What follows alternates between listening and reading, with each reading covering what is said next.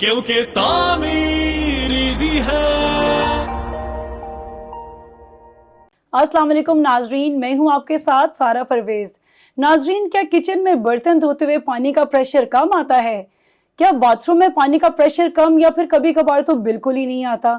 इसी तरह सर्दियों में ठंडा पानी और गर्मियों में गर्म पानी आता है। क्या आपने कभी सोचा ये सब मसले आपके घर की डोमेस्टिक वाटर सप्लाई सिस्टम में खराबी की वजह से पेश आते हैं? वैसे तो इन सब मसलों का हल यही है कि आप किसी एक्सपर्ट से एडवाइस लें, लेकिन अगर आप फ्री में सोल्यूशन चाहते हैं तो आज हमारे साथ बने रहिए, क्योंकि तामीर-ई-ज़ी के प्लेटफॉर्म पर जो हमारे साथ एक्सपर्ट मौजूद हैं, इनका डोमेस्टिक वाटर सप्लाई सिस्टम में 12 साल का एक्सपीरियंस है। हमारे साथ स्टूडियो में मौजूद हैं जनाब हबीबुर रहमान साहब। अस्सलाम वालेकुम sir, welcome to the show. वालेकुम सलाम। Sir, domestic water supply system का आसान अल्फाज में क्या मतलब है? जी मोहतरमा, ऐसा सिस्टम जिसके ज़रिए हम पानी को मेन लाइन से अपने घर के अंदर किसी भी पॉइंट पर, चाहे वो किचन है, बाथरूम है, वाश बेसन है, उसको जिस तरीक़ेकार से हम पहुंचाते हैं, तो इस सिस्टम को हम डोमेस्टिक वाटर सप्लाई सिस्टम कहते हैं। इसके ना मेन 4 कंपोनेंट्स हैं। अच्छा। पहला कंपोनेंट इसका है मेन लाइन, जो मेन सोर्स है। वो चाहे मेन लाइन है जो जहाँ से पानी आ रहा है, या हमने बोरिंग करके पंप लगाया हुआ है। फिर उसके बाद है अंडरग्राउंड वाटर टैंक, जहाँ पे हम पानी को स्टोर करते हैं। फिर है तीसरा कंपोनेंट है इसका ट्रांसमिशन लाइंस, यानी वो पाइप जिसके ज़रिए हम पूरे घर में पानी डिस्ट्रीब्यूट करते हैं। और चौथा जो है वो इसमें है ओवरहेड टैंक। ठीक है तो सर। ये 4 कंपोनेंट हैं इसके। ठीक है सर, इन कंपोनेंट्स के ऊपर तो हम बात करेंगे बाद में सर, लेकिन हमें ये बताइएगा कि वाटर सप्लाई सिस्टम अप्लाई कब किया जाता है, कब हमें बनाना चाहिए? देखें, जैसा कि घर बनना शुरू होता है, तो घर बनाने के साथ साथ ही हम दोनों चीज़ों को साथ साथ में बनाना शुरू कर देते हैं, एक ड्रेनेज और एक वाटर सप्लाई सिस्टम। तो जैसे घर बनना शुरू होता है तो हम दीवारों के साथ साथ अपने इसका जहाँ पे एस्थेटिक पॉइंट ऑफ व्यू से, जहाँ पे हमारा किचन आ रहा है, बाथरूम आ रहा है या वॉशरूम आ रहा है, तो हम अपनी पाइप्स की जो लाइंस हैं वो इंस्टॉल करना शुरू कर देते हैं। ठीक है सर, ये तो बात होगी इंस्टॉलेशन की। तो सर हमें ये बताएगा कि ये जो पूरा वाटर सप्लाई सिस्टम है, इसका तरीकाकार क्या है, इसका मेथड क्या है? हाँ, इसका तरीकाकार ये है कि जैसे मैंने बात की है कि इसके कंपोनेंट्स हैं, तो यानी मेन सोर्स जो है वाटर का, पहले तो वो डिसाइड करना होता है। अगर ठीक है। हमारा मेन सोर्स है, मेन लाइन है, बाहर से पानी आ रहा है, तो हम क्या करेंगे, हम अपना एक अंडरग्राउंड वाटर टैंक बनाएंगे। सबसे ठीक है। पहले मेन लाइन से वहाँ तक अंडरग्राउंड वाटर टैंक तक हम पानी स्टोर करेंगे।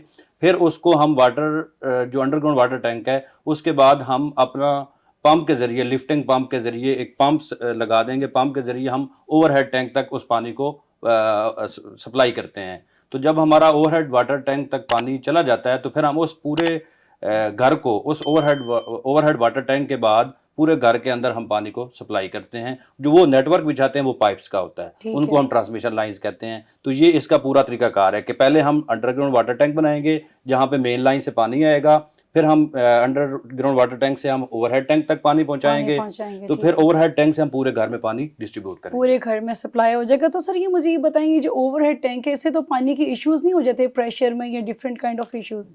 इसमें जो इन इश्यूज से बचने के लिए जो जिस चीज़ का ख्याल रखना चाहिए, एक तो ये है कि जब हम अंडरग्राउंड वाटर टैंक बनाते हैं, उससे हम डायरेक्ट सनलाइट नहीं पड़ रही होती, तो उससे माइक्रोबायोलॉजिकल ग्रोथ रुक जाती है। बैक्टीरियाज वगैरह नहीं होंगे। शदीद मौसम का जो है वो इफेक्ट नहीं पड़ता, ना शदीद सर्द का ना शदीद गर्म का। तो एक वो अंडरग्राउंड वाटर टैंक से वो बचत हो जाती है। दूसरा, जो हम ओवरहेड टैंक जब हम बनाते हैं, तो उसमें 2 चीज़ों का ख्याल रखना चाहिए। एक, उसका मटेरियल ऐसा होना चाहिए, जो कि अब मार्केट में ऐसे मटेरियल भी हैं जो कि शिद्दत जो है मौसम की, उससे इफेक्ट नहीं होते। यानी मौसमी शिद्दत जो है वो ओवरहेड वाटर टैंक के मटेरियल पे इफेक्ट नहीं होती। तो हमारा पानी जो है वो जो सेट टेम्परेचर होगा उसके ऊपर ही रहेगा, या थोड़ा सा नॉमिनल फर्क पड़ेगा। मार्केट में ओवरहेड टैंक जो है उनका मटेरियल फाइबर ग्लास का मौजूद है, और ऐसे मटेरियल मौजूद हैं जो कि परी इंसुलेटेड हैं, तो हमें वो इंस्टॉल करने चाहिए। पहली बात तो ये हमें मद्देनजर रखनी चाहिए। दूसरी, जब भी हम ओवरहेड टैंक लगा रहे हूँ तो हम उसको ऐसी जगह पे लगाएं जहाँ पे वो डायरेक्ट नीचे बाथरूम ना आ रहा हो। तो उससे क्या होगा, प्रेशर बिल्कुल नीचे वाले बाथरूम पे कम आएगा। तो हम ऐसी जगह पे रखें जहाँ पे थोड़ा सा पाथ मिले उसको पाइप को, तो वो फ्लो बने बाय ग्रेविटी, और वो पानी का प्रेशर हमारे हर बाथरूम तक बराबर इक्वल तरीके से इक्वल फ्लो और प्रेशर के साथ पहुंचे। सर, ओवरहेड टैंक की तो बात होगी, तो मुझे ये बताइए, पानी का प्रेशर कंट्रोल करने के लिए जो प्रॉपर तरीका है, ये सिर्फ ओवरहेड टैंक ही है या कोई और तरीका भी है? नहीं, एक और तरीका भी है, उसको हम बूस्टर सेटअप कहते हैं। अच्छा। उसको हम क्या करते हैं कि जैसे अंडरग्राउंड वाटर टैंक की मैंने बात की कि अंडरग्राउंड वाटर टैंक के साथ हमने लिफ्टिंग पंप लगाना है और ओवरहेड टैंक तक हमने Exactly. पानी पहुंचाना है। जी। उसकी अगर हम ओवरहेड टैंक की जो लाइंस है उसको रिप्लेस करते हैं तो हम बूस्टर सेटअप लगाते हैं। ठीक हम है। क्या करते हैं कि हम उसी अंडरग्राउंड वाटर टैंक के साथ एक सेपरेट एक रूम बना लेंगे, यूटिलिटी रूम या पंप रूम। वहां पे हम अपना बूस्टर सेटअप लगाएंगे। उस बूस्टर सेटअप से हम डायरेक्ट अपने पूरे घर के अंदर जितनी हमारी ब्रांचेज हैं, जहां पे हमारे पॉइंट्स हैं, वॉशरूम के, किचन के, हम अपना पानी पहुंचाएंगे और वो हर वक्त पानी जो है सर्कुलेशन में रहेगा। ठीक उससे हो दो गया। फायदे होते हैं। एक तो प्रेशर नहीं कम होगा, दूसरा जब पानी सर्कुलेशन में रहेगा तो बैक्टीरिया की ग्रोथ नहीं होगी। तो सही। ये दो उससे हमें फायदे हो सकते हैं। जी सर, मेथड्स की तो हमें समझ आ गई। अब जो पाइप्स हमने बिछानी है सर, वो कैसे और कौन सी लगानी है? इनमें सबसे पहले जो है ना वो मटेरियल हमें देखना चाहिए। मटेरियल पॉइंट ऑफ व्यू से दो चीज़ों को मद्देनजर करना चाहिए कि एक ये कि ऐसा पाइप हम चूज़ करें जो कि एक्सट्रीम वेदर के रेजिस्ट कर सके। ठीक तो हो मार्केट में पीपीआरसी मौजूद है, PPRC with reinforce aluminium foil भी मौजूद है गया। जो कि एक्सट्रीम वेदर को रेजिस्ट करता है। फिर सीपीवीसी मौजूद है जो कि उसकी मेकिंग ही ऐसी है कि वो एक्सट्रीम वेदर को रेजिस्ट करता है। और इसके साथ हाई प्रेशर यूपीवीसी है, पीपीई है। तो हम अपने बजट और उसके साथ साथ क्वालिटी के लिहाज से हम पाइप चूज कर रहे होते हैं। ठीक हो गया। अच्छा, यहाँ पे एक चीज़ आपको बता दूं कि पाइप को हमेशा एक्सपोज रखें आप। अच्छा। ये जो ट्रांसमिशन लाइंस हैं इनको हमेशा एक्सपोज रखें। उसकी रीज़न क्या है कि आपके घर में सीपेज आएगी, जो आपकी फिनिशेज हैं, फ्लोर फिनिशेज हैं या वाल फिनिशेज हैं, वो इफेक्ट होंगी। आपकी जो फिनिशेज हैं वो बिल्कुल ठीक रहेंगी। तो सर ये जो एक्सपोज लाइंस है सर, ये तो बिल्कुल भी अच्छी नहीं लगती, तो इस मसले को हम कैसे सॉल्व कर सकते हैं? अच्छा, इस मसले के ना दो हल हैं। एक तो एक्सपोज रखने की मजबूरी ये है कि हम सीपेज से हमने बचना है, ठीक हो गया। और कहीं पे अगर फ्यूचर में लीकेज होती है तो हमें उससे हमने बचना है।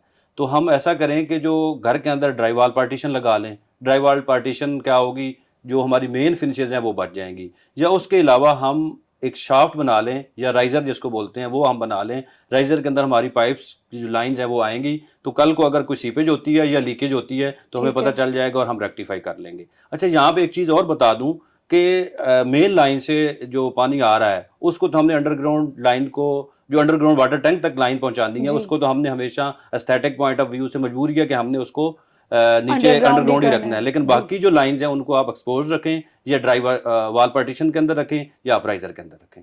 जी सर, हमें वाटर सप्लाई सिस्टम की तो समझ में आ गई। अब हमने जब गर्म पानी का यूज करना हो तो क्या उसके लिए भी यही पूरा प्रोसीजर हमें करना है कि अलग से हमें कोई पाइपलाइंस बिछानी पड़ेंगी?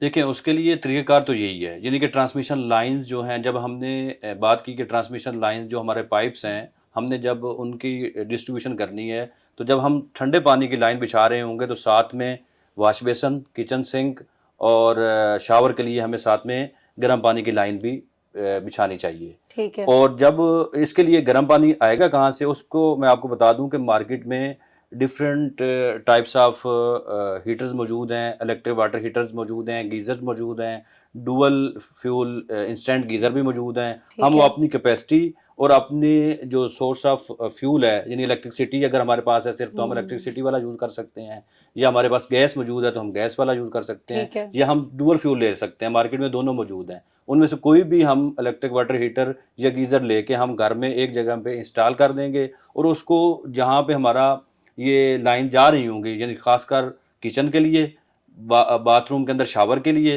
और ठीक वॉश है। बेसन के लिए, ठीक तो हो हम गया। ठंडे के साथ गर्म लाइन को भी हम उसकी भी डिस्ट्रीब्यूशन करेंगे, पाइप बिछाएंगे, और उस पाइप को फिर हम एक एंड पर जहाँ पे हम अपना हीटर इंस्टॉल करते हैं या गीज़र इंस्टॉल करते हैं, तो वहाँ से उसको हम क्लोज सर्किट के साथ लूप कर कनेक्ट कर देंगे कनेक्ट उसके कर साथ देंगे, में। और कनेक्शन से उसमें ठंडा पानी आ रहा होगा उस इलेक्ट्रिक वाटर हीटर में, और नेक्स्ट जो है हमें गर्म पानी हमारी जो आगे पॉइंट्स हैं, चाहे वो किचन का पॉइंट है, चाहे वो बाथरूम में शावर का है या वॉश बेसन का है। ठीक है sir, thank you so much sir, हमें काफ़ी डिटेल में आपने वाटर सप्लाई सिस्टम के बारे में बताया। जी तो नाजरीन, उम्मीद है आपको डोमेस्टिक वाटर सप्लाई सिस्टम के बारे में मुकम्मल समझ आ गई होगी। अब उम्मीद करते हैं कि आपको सर्दियों में ठंडा और गर्मियों में गर्म पानी नहीं मिलेगा, और आप जो पानी का प्रेशर का इशू है उसको भी कैटर कर लेंगे। अगर अभी भी आपको लगता है कि मज़ीद किसी रहनुमाई की ज़रूरत है तो आप हमारी वेबसाइट विजिट कर सकते हैं tameereasy.com। अपना बहुत ख्याल रखिएगा। अल्लाह हाफिज़। कंस्ट्रक्शन से रिलेटेड रहनुमाई और अपडेट्स के लिए विजिट कीजिए tameereasy.com। क्योंकि तामीर इजी है।